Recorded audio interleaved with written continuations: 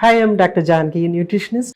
Wait రిడక్షన్స్లో చాలా diets ఉన్నాయి. అన్ని డైట్స్లో కూడా ఎక్కువగా నాన్ వెజిటేరియన్ యూజ్ చేస్తాం. ఎస్పెషలీ యాట్కిన్ డైట్స్ లాంటిది, సౌత్ బీచ్ డైట్, ఇలాంటివన్నిటిలో కూడా మనం ఏం చేస్తూ ఉంటామంటే నాన్ వెజిటేరియన్ ఫుడ్ యూజ్ చేస్తాము. అలాగే ఎగ్స్ కూడా యూజ్ చేస్తాము. ఫిష్ కానీ, మీట్ కానీ, చికెన్ కానీ, అదర్ మీట్స్ ఆల్సో, మన రెడ్ మీట్స్ అవన్నీ కూడా యూజ్ చేయడం జరుగుతుంది. నాన్ వెజిటేరియన్ డైట్ తీసుకున్నప్పుడు వెయిట్ లాస్ అనేది ఎక్సలెంట్గా ఉంటుంది, ఎక్కువ బాగా ఉంటుంది. ఎందుకంటే మనం తీసుకునే ప్రోటీన్ హై బయాలజికల్ వాల్యూ ఉన్న ప్రోటీన్ కాబట్టి మనకి గుడ్ రిజల్ట్స్ వస్తాయి. అయితే ఎస్పెషలీ మన ఇండియాలో చాలామంది vegetarians, almost 80% people vegetarians.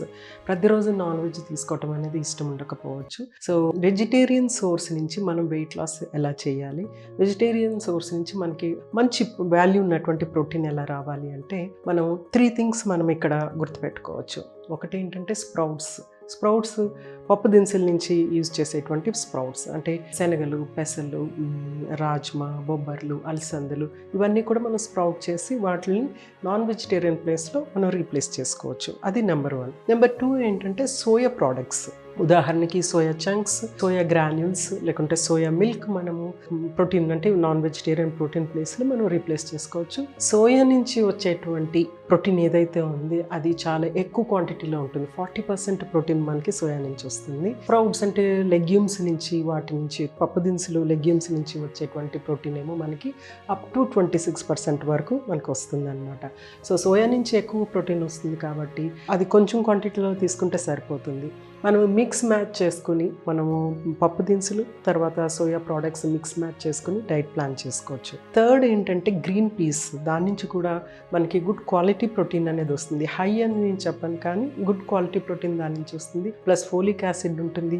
Wait లాస్కి ఉపయోగపడేంత ఫైబర్ కంటెంట్ కూడా దాంట్లోంచి వస్తుంది. కాబట్టి గ్రీన్ పీస్ కూడా మనము వెయిట్ లాస్ డైట్స్లో యాడ్ చేసుకోవచ్చు. పప్పు దినుసులు, సోయా ప్లస్ గ్రీన్ పీస్, ఈ మూడిటిని మనము బ్యాలెన్స్ చేసుకుంటూ మనము డైట్ ప్లాన్ చేసుకుంటే కనుక వెజిటేరియన్ వెయిట్ లాస్ డైట్ అనేది మనకి జరుగుతుంది. సో ఇందులో మనం ఇంకొక జాగ్రత్త తీసుకోవాల్సింది ఏంటంటే యూజువల్గా వెయిట్ లాస్ అయితే రైస్ మానేసేసి చపాతీ తింటే వెయిట్ లాస్ అవుతుంది అనేసి ఒక డైట్ ప్లాన్లో అలా చేస్తూ ఉంటారు. మనం మొత్తం సీరియల్స్ అన్నీ స్టాప్ చేసేసి, అంటే రైస్ కానీ, వీట్ కానీ, రాగి కానీ, జోవార్ కానీ, సజ్జలు కానీ, బాజరా కానీ, ఇట్లాంటి మొత్తం సీరియల్స్ అన్నీ స్టాప్ చేసి, సీరియల్స్ అండ్ మిల్లెట్స్ అన్నీ స్టాప్ చేసేసి only legumes, soya, green peas, vegetables and ఫ్రూట్స్తో మిక్స్ చేసుకుని మనం డైట్ ప్లాన్ చేసుకుంటే కనుక excellent vegetarian weight loss diet అవుతుంది.